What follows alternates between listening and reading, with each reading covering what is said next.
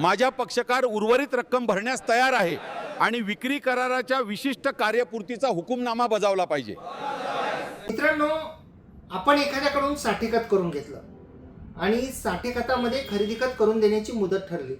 साठेखत register आहे, त्या साठेखतामध्ये मिळकतीची किंमत ठरलेली आहे, आपण काही ॲडव्हान्स रक्कम दिलेली आहे आणि उर्वरित रक्कम जी आहे ती 2 महिन्यामध्ये, 4 महिन्यामध्ये, 5 महिन्यामध्ये आपण त्या मिळकतीच्या मूळ मालकाला द्यायची आहे आणि त्याचं खरेदी खत त्यांनी आपल्याला करून द्यायचं आहे।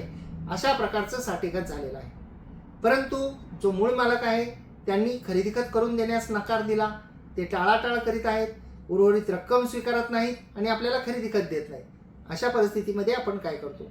तर अशा परिस्थितीमध्ये आपण साठेखतावरून खरेदी खत होऊन मिळण्यासाठीचा माननीय कोर्टामध्ये दावा दाखल करतो। या दाव्याचं प्रोसिजर काय असतं, या दाव्यामध्ये कोणते आदेश होऊ शकतात आणि आदेशाप्रमाणे जर का साठेखत करून घेणारा हाच वागला नाही तर